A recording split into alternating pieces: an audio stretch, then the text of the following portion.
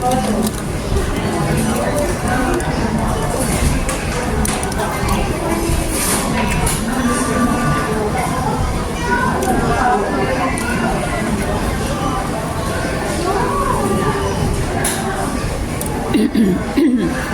guys, ayan for today's video, nandito tayo sa syempre nandito sa IKEA kasi may binili ako ngayon. Habang paikot-ikot ako doon guys, ang daming magagandang display nila guys, special kasi sobrang ang ganda ng mga display ko, basta mag-discount ko yung mga ano nila guys, mga items. Akala ko kasi dito sa IKEA, akala ko dati pricey ganyan kasi social long name kasi imported. Hindi naman pala. So try nyo dito guys. Kumain pala ko guys ng yung disco combo 1. Okay. Kung yung magis na akong bago ulit. Nilagay ko naman sa ketchup at saka mustard. Nilalo ko na, diba?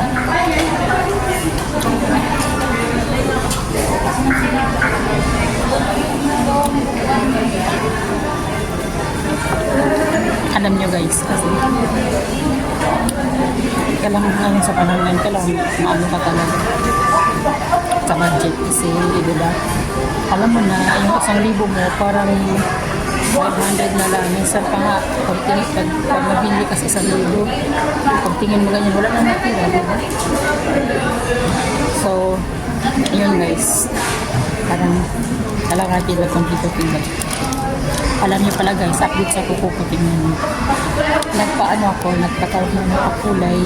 Isang araw pa lang guys, nangatanggal na yung color. Ayan. So ayaw ko talaga magpakulay ng kuko kasi agad-agad siya natatanggal. Kahit anong gawin ko, natatanggal talaga siya. Ang dami ng grr. Ang dami ng grr. Diba? So, ayun.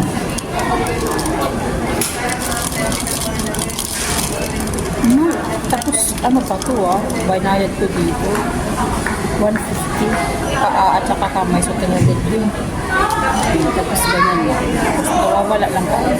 Kasi nga, hindi nangat-ngat ko. Minangat-ngat ko kasi habang nakaupo ko ganyan. Minangat-ngat ko kasi ang kuko. So, ayun. Hindi naman kasalanan ko ng kulay. Yung sa kuko ko talaga. Ko hinangat-kat kaya ganyan yung resulta. And active pala guys today. Kaya ko, ang tawag yan. Tawag yan. Basta yun. Nakalong sleep. Nakong sleep. Tama ko tawag yun? Anong tawag yun? Basta yun na yun. Kasi malamig ang panahon.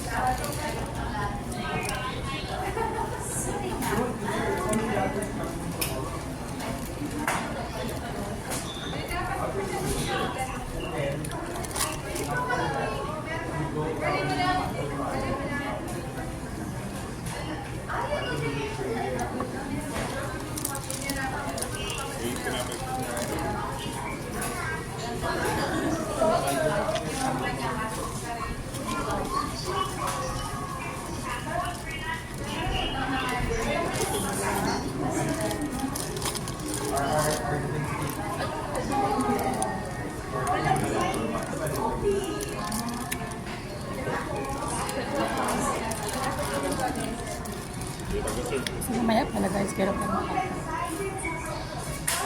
hindi lang kami kanya-kanya ng aming pagkain.